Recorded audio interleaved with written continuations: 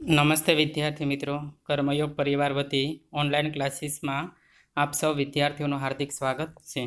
તો વિદ્યાર્થી મિત્રો, કે આપણો જે પ્રથમ ભાગ છે વિનોબા ભાવે રચિત કે ભારતીય સંસ્કૃતિની જે સિદ્ધિઓ, તો એમાં જે પ્રકૃતિ, વિકૃતિ અને સંસ્કૃતિ કોને કહેવાય, તો એના ઉદાહરણ દ્વારા આપણે છે સમજૂતી મેળવી હતી. ને ત્યાર પછી આપણે જોઈએ કે આપણે જે પશ્ચિમી જે સંસ્કૃતિ છે, તો કોઈ પણ દેશની જે સંસ્કૃતિ છે, તો એ સંસ્કૃતિને આપણે અપનાવવાનો પ્રયત્ન કરવો જોઈએ. પરંતુ એ લોકોની કદાચ કોઈ વિકૃતિ હોય તો એ વિકૃતિ આપણને ક્યારેય પણ ગમે નહીં. તો એવું સરસ મજાનું આ બોધ વિનોબા ભાવે રચિત એમાં નિબંધમાં છે સરસ મજાનું આપણે પ્રકૃતિ, સંસ્કૃતિ અને વિકૃતિનો પરિચય થાય છે. હવે આપણે આગળ અભ્યાસ કરીએ. તો વિદ્યાર્થી મિત્રો, જે અહીંયા કે ખાવાનું આપણે ન છોડી શકીએ કારણ કે તે પ્રકૃતિ છે. પ્રકૃતિ એટલે શું? પ્રકૃતિ, વિકૃતિ અને સંસ્કૃતિ. તો જે પ્રકૃતિ એટલે મૂળ સ્વભાવ, ને વિકૃતિ એટલે પ્રકૃતિથી નીચે ઉતરવું, અને સંસ્કૃતિ એટલે પ્રકૃતિથી ઊંચે ઉઠવું. તો એને આપણે 3 વિભાજનમાં ઉદાહરણ દ્વારા સરસ મજાનું આપણે જે સમજૂતી આપી હતી. હવે આપણે જોઈએ તો ખાવાનું આપણે ન છોડી શકીએ કારણ કે તે પ્રકૃતિ છે. આપણે જે ખોરાક છે, આપણું જીવન જીવવા માટે, આપણા શરીરને ટકાવી રાખવા માટે ભોજન છે ખૂબ જ અગત્યનું છે. એટલા માટે કવિ શું કહે છે કે ખાવાનું આપણે ન છોડી શકીએ કારણ કે તે પ્રકૃતિ છે, પણ માંસાહાર છોડી શકીએ, તે જરૂર છોડી શકીએ, કેમ કે તે સંસ્કૃતિની દિશામાં આગળનું પગલું છે. હવે અહીં કવિ શું કે આપણે જમવાનું છે, આપણું ભોજનનો ક્યારેય ના છોડી શકીએ, પરંતુ આપણે ભોજનમાં જો માંસાહારી હોય તો એ માંસાહારીને આપણે ત્યાગ કરી શકીએ, ને એ ત્યાગ આપણે કરીએ વિદ્યાર્થી મિત્રો, તો એ આપણી જે સંસ્કૃતિ છે, તો એ સંસ્કૃતિની દિશામાં છે એક આગવું છે તે પગલું છે. ખાવામાં સંયમ રાખી શકીએ તો જરૂર રાખીએ, કારણ કે તેમ કરવાથી સંસ્કૃતિની દિશામાં એટલા આગળ વધીશું. હવે કવિ શું કહે છે કે ખાવામાં આપણે સંયમ એટલે કાબુ રાખી શકીએ તો જરૂર રાખીએ, કારણ કે તેમ કરવાથી સંસ્કૃતિની દિશામાં એટલે આગળ વધી શકીએ. ઘણી વખત ભોજન સરસ મજાનું શ્રેષ્ઠ ભોજન હોય તો આપણો જે જમવાનો જે કોઈ ટાર્ગેટ રહેતો નથી, અને આપણે ઘણું બધું છે આપણા શરીરને અનુકૂળ કરતાં પણ વધારે છે એ આપણે ખાવાનો પ્રયત્ન કરતા હોય તો એ એક જાતની વિકૃતિ છે. એટલા માટે શું કીધું કે કદાચ આપણે ખાવાનું કોઈ પણ ભોજન ગમે એવી સ્વાદિષ્ટ હોય તો એમાં હંમેશા આપણે સંયમ છે તે રાખીએ, તો એ જ આપણી સંસ્કૃતિના દિશામાં એક આગળનું પગલું છે. મારું તો માનવું છે કે વિજ્ઞાનની જેમ જેમ પ્રગતિ થતી જશે, માણસમાં વૈજ્ઞાનિક વૃત્તિ જેમ જેમ વધતી જશે, તેમ તેમ વિકૃતિઓ ક્ષીણ થતી જશે. ક્ષીણ થવું એટલે કે નાશ પામવું. હવે કવિ શું કહે છે કે મારું તો અહીં જે વિનોબા ભાવે સરસ મજાનો વિચાર કહે છે કે મારું તો માનવું છે કે વિજ્ઞાનની જેમ જેમ પ્રગતિ થતી જશે, વિજ્ઞાન જેમ જેમ આગળ વધતું જશે, ને એમ માણસમાં જે વૈજ્ઞાનિક વૃત્તિ છે, તો એ વૈજ્ઞાનિક વૃત્તિ છે એ ધીરે ધીરે છે તે વધતી જશે, ને તેમ તેમ વિકૃતિઓ જેમ વૈજ્ઞાનિક વૃત્તિ વધે છે એમ માણસની પણ વૈજ્ઞાનિક વૃત્તિ છે એકદમ છે તે વધતી જશે, અને વિદ્યાર્થી મિત્રો જે વિકૃતિ છે એ એકદમ છે તે ક્ષીણ થતી જશે. માણસ સંસ્કૃતિની દિશામાં આગળ વધતો જશે. બહુ આગ્રહ કરીને ખવડાવવું, એ અક્રાત્યની માફક ખાવું, એ પણ વિકૃતિ છે. હવે કવિ શું કહે છે કે માણસની સંસ્કૃતિની દિશામાં આગળ વધતો જશે.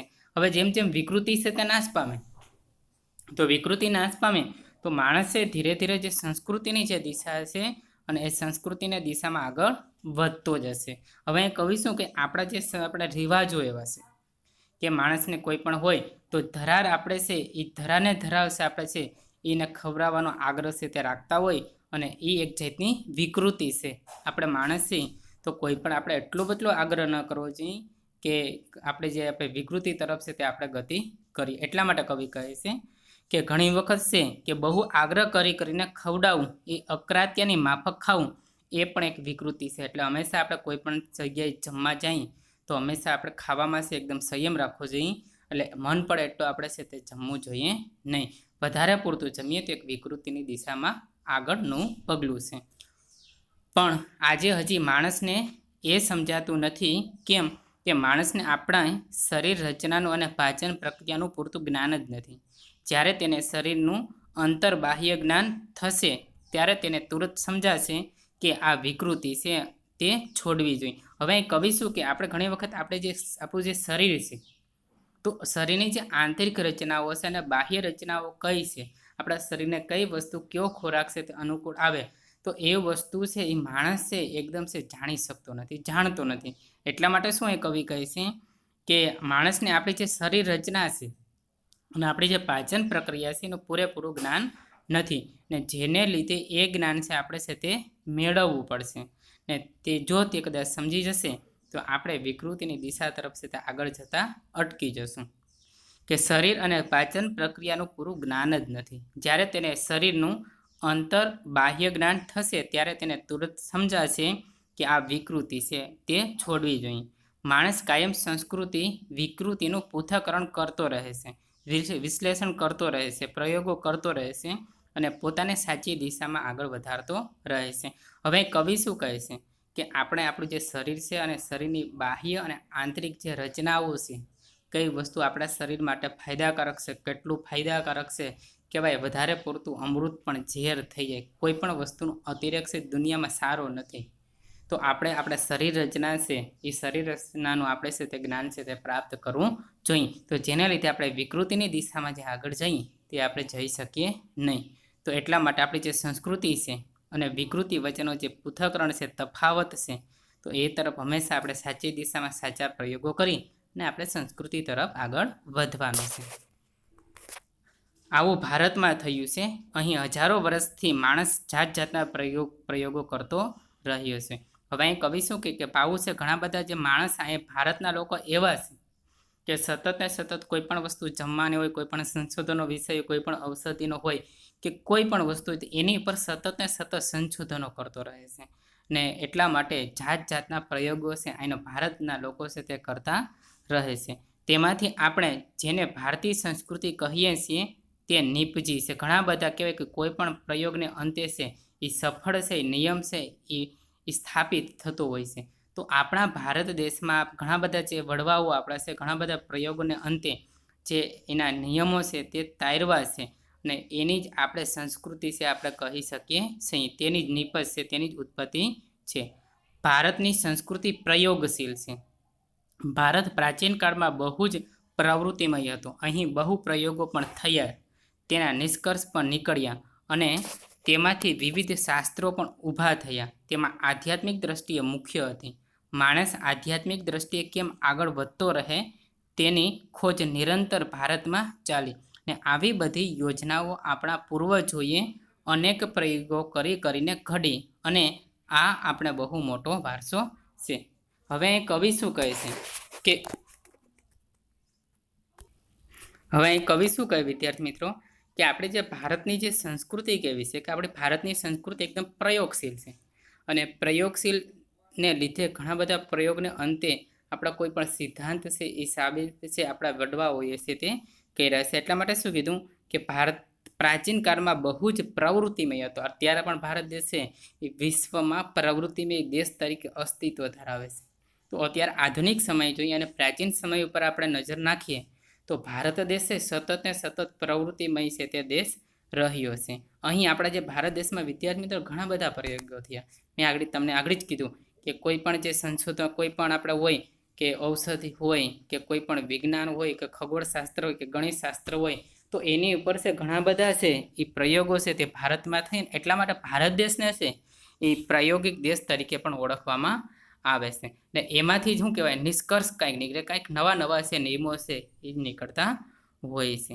અને એમાંથી વિવિધ આપણા એવા જે ઘણા બધા પ્રયોગો કર્યા ને એમાંથી આપણા જે શાસ્ત્રો છે અને શાસ્ત્રો પણ ઊભા થયા અને એમાંથી એક આધ્યાત્મિક દ્રષ્ટિ છે મુખ્ય જોવા મળે છે. આપણે ભારતીય સંસ્કૃતિ તરફ આપણે નજર કરીએ તો આધ્યાત્મિક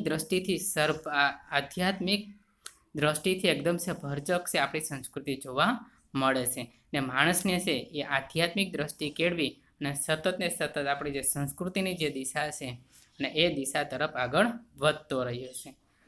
તેથી તેની ખોજ નિરંતર ભારતમાં ચાલી. આવી બધી જ યોજનાઓ આપણા પૂર્વજો અનેક પ્રયોગો કરીને ઘડી અને આપણે બહુ મોટો વારસો છે. હવે આપણા જે પૂર્વજો છે ઘણા બધા આવા પ્રયોગો કરી અને આપણી સંસ્કૃતિને છે એ આપણા માટે છે તે મૂકી ગયા છે. ભારત માટે એમ કહેવાય છે કે આ એક મોટો સંપન્ન દેશ છે. અહીં સુંદર સુંદર સેંકડો નદીઓ વહે છે અને હિમાલય જેવો અદ્ભુત પહાડ તો અહીં જ છે. આપણો દેશ ભારે સુજલ ને સુફળ છે પણ આપણા કરતાંય વધારે સુજલ સુફળ દેશો દુનિયામાં મોજૂદ છે. એટલે આ કાંઈ આપણી વિશેષતા ન કહેવાય. હા, આપણે એવા દાવો જરૂર કરી શકીએ કે અહીં જે વિચાર સંપદા આપણને મળી છે તે અત્યંત અદ્વિતીય છે. આ હું કોઈ અભિમાનથી નથી કહેતો. જો હું કોઈ બીજા દેશમાં જન્મ્યો હોત તો પણ નિષ્પક્ષપણે તટસ્થતાથી ભારત વિશે આવું છે તે કહેત કે ભારતનો વિચાર વૈભવ ખરેખર અદ્વિતીય છે. હવે અહીં કવિ શું કહે છે કે ભારત માટે એમ કહેવામાં આવ્યું છે કે આ એક મોટો સંપન્ન એટલે પરિપૂર્ણ આપણો ભારત દેશ છે. કોઈ પણ આપણો ભારત દેશ આત્મનિર્ભર રહી શકે એવી રીતે સક્ષમ છે. ને પહેલાંનું કહેવામાં આવતું કે ભારત એક સોનાની ચીડિયા હતી.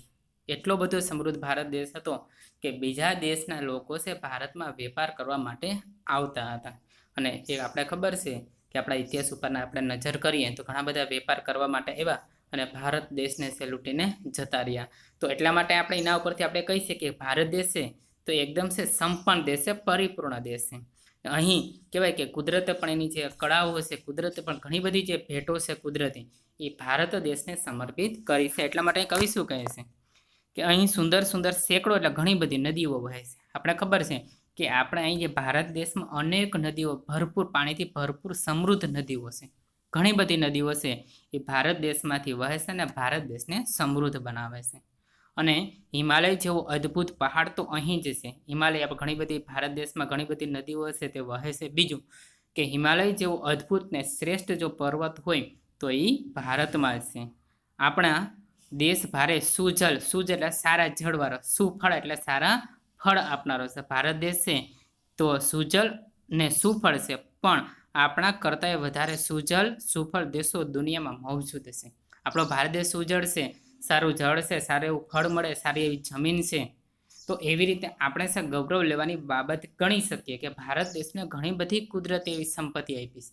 પણ આપણે એ પણ વિચારવું જોઈએ તો આપણે જેવી રીતે ઘણી બધી કુદરતી સંપત્તિ આપી છે, સુજળ છે, સુફળ છે, તો એવી રીતે ઘણા દુનિયામાં પણ ઘણા બધા એવા સુજલ અને સુફળ દેશો છે અત્યારે પણ અસ્તિત્વ ધરાવે છે. એટલે આ કાંઈ આપણી વિશેષતા ન કહેવાય. એટલા માટે કંઈ કે આપણી પાસે સારી જમીન છે, સારું પાણી છે, તો એ આપણી કંઈ કહેવાય કે કાંઈ વિશેષતા ના કહેવાય. કેમ કે બધા દેશમાં કંઈક નવી નવી અલગ અલગ વિશેષતાઓથી ભરપૂર સંસ્કૃતિ એની રહી છે.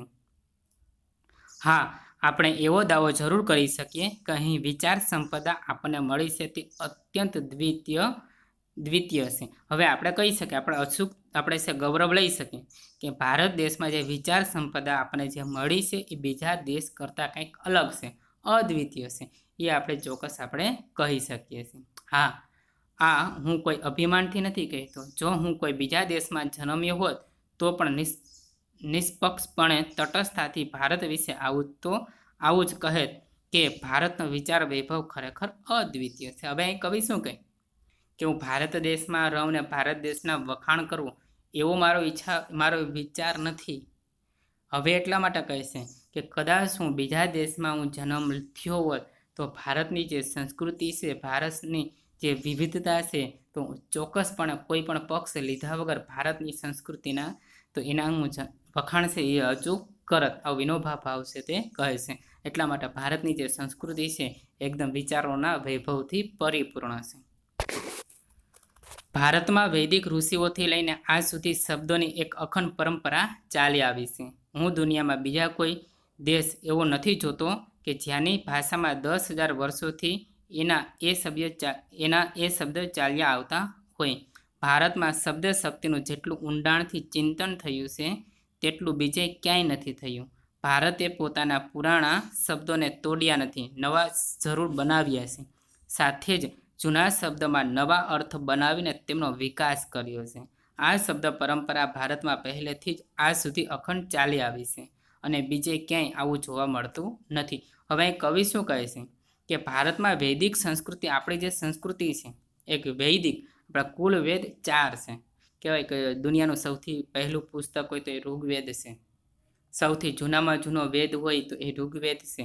તો એટલા ઉપરથી આપણે કહી શકીએ વિદ્યાર્થી મિત્રો કે આપણી જે ભારતની જે સંસ્કૃતિ છે એ વૈદિક સંસ્કૃતિ છે અને અહીંની જે શબ્દ અખંડ છે, એની અખંડ પરંપરા છે તે ચાલતી આવી છે.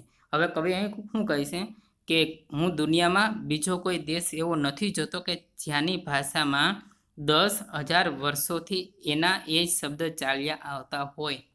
હવે અહીં કવિ શું કહે છે કે હું એવો કોઈ પણ દેશ જોતો નથી કે 10 વર્ષથી એકનો એક શબ્દ છે એ 10,000 વર્ષથી એકનો એક શબ્દ છે તે ચાલ્યો આવતો હોય. એટલે એની ભાષા સતત ને સતત પરિવર્તન છે. જ્યારે ભારતના દેશની સંસ્કૃતિની જે વૈદિક પરંપરા છે, વૈદિક જે શબ્દો છે એ ઘણા વર્ષો ત્યાં એમનો અકબંધ છે એ પડેલા છે.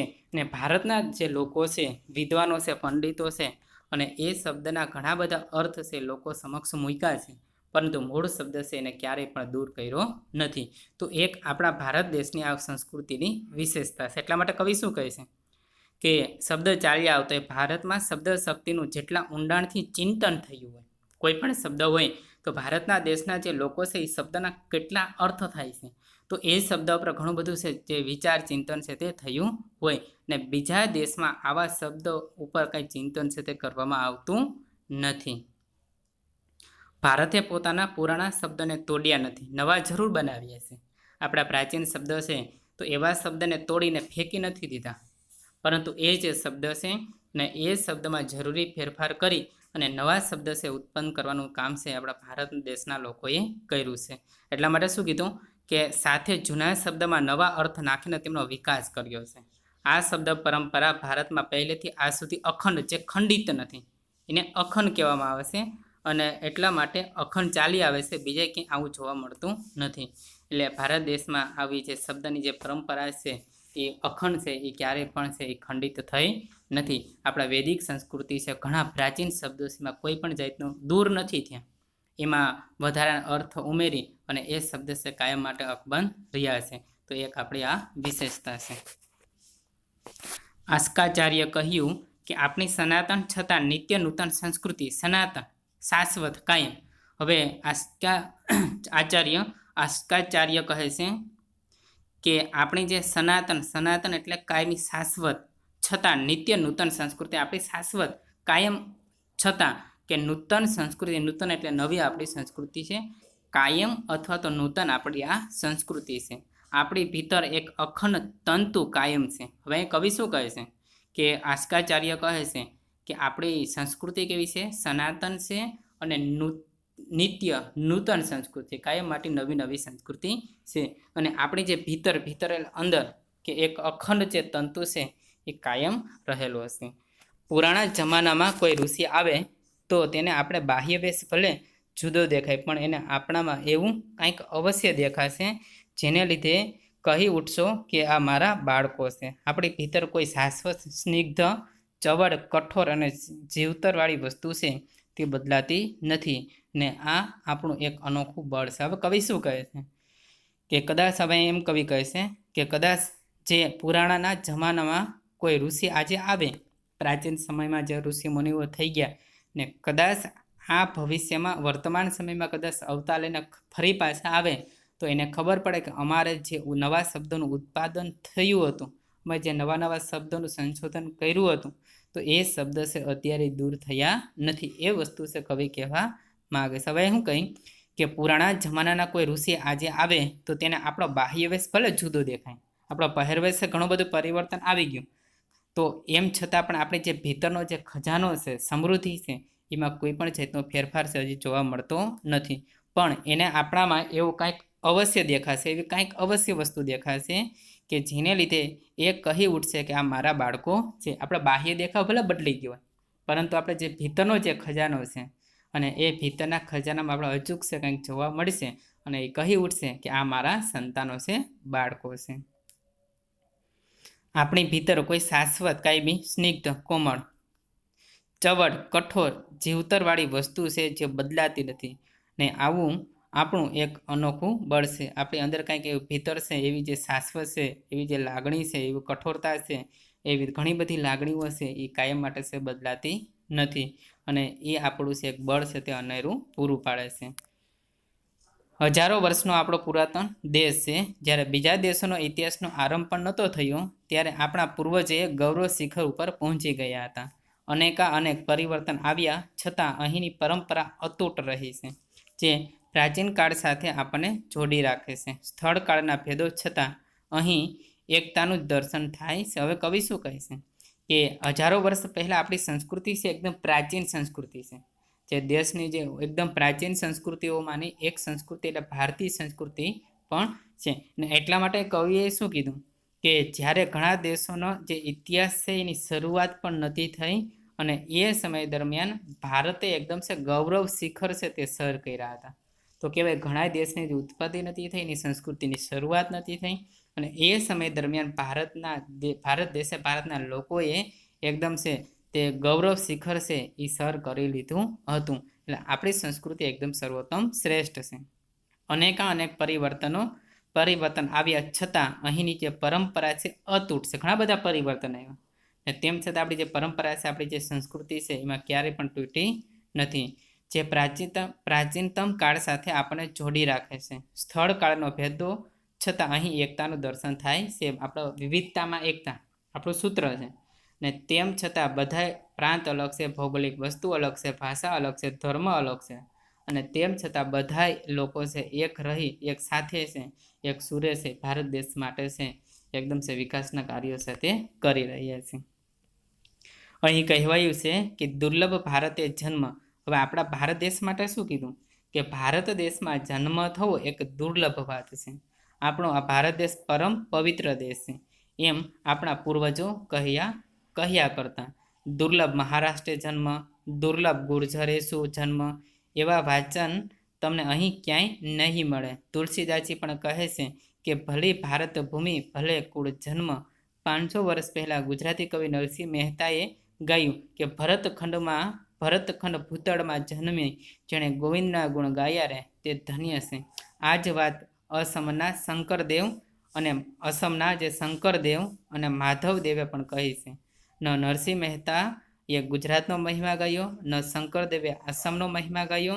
એકબીજાની ભાષા તો તેઓ જાણતા ન હતા, એકબીજાને ન હતા જાણતા, છતાં ભારત અમારી પુણ્યભૂમિ છે અને તેમાં જન્મ પામ્યા તેથી ધન્ય થઈ ગયા એવું એ બંનેએ અનુભવ્યું અને વ્યક્ત કર્યું છે. હવે અહીંયા શું કીધું કે અહીંયા ભલે ભારત દેશના અલગ અલગ પ્રાંતમાં અલગ અલગ વિદ્વાનો, ઋષિમુનિઓ અને ભક્ત કવિઓ થઈ ગયા, પરંતુ માત્ર એ એમ નથી કહેતા પોતાના પ્રાંત માટે નથી કહેતા કે મારો પ્રાંત શ્રેષ્ઠ છે, પણ એક જ છે તે ભારતખંડ, ભારત મારો ભારત દેશ છે એ એકદમ શ્રેષ્ઠ છે એવું કહેવા માંગે. એટલે હું કવિ કહે છે કે અહીંયા એવા વાક્ય નથી જોવા મળતા કે દુર્લભ મહારાષ્ટ્ર જન્મ, મહારાષ્ટ્રમાં મારો જન્મ થયો એ એક મહારાષ્ટ્રમાં જન્મ થયો એ દુર્ભાગ્ય છે ન થવો હોય. તો અહીં કવિ શું કહે છે તો આપણા ભારત દેશ દુર્લભ ગુર્જર એસુ જન્મ, તો એવા વચનો ક્યાંય પણ જોવા મળતા નથી. એક જ એવું વસ્તુ જોવા મળે કે મારો ભારતમાં જન્મ થવો એ ખૂબ જ નસીબદાર ગણાય છે. તુલસીદાસજી પણ કહે કે ભલે ભારત ભૂમિ ભલે કુલ જન્મ. હવે તુલસીદાસજી મહારાજ પણ કહે છે કે ભારત જન્માશે, ભારત ભૂમિમાં મારો જન્મ થયો એ મારા માટે સૌભાગ્યની વાત છે. 500 વર્ષ પહેલા ગુજરાતના કવિ છે નરસિંહ મહેતાએ પણ એવું કહ્યું કે ભરતખંડમાં ભૂતળમાં જન્મી જેણે ગોવિંદના ગુણ ગાયા રે. અહીંયા બધાય છે ભારત માતાનું ગૌરવ ગાય છે, નહીં કે પોતાના પર્સનલ પ્રાંતનું ગૌરવ નથી ગાતા. વિદ્યાર્થી મિત્રો, આપણે બધાય અલગ અલગ પ્રાંતમાં ભલે રહેતા હોય તેમ છતાં આપણે ભારત માતાના સંતાનો છીએ અને આખું ભારત દેશ એ જ આપણી જન્મભૂમિ છે. તો એવું ગૌરવ છે, એ ગૌરવ અહીંયા કવિઓ છે તે લઈ છે.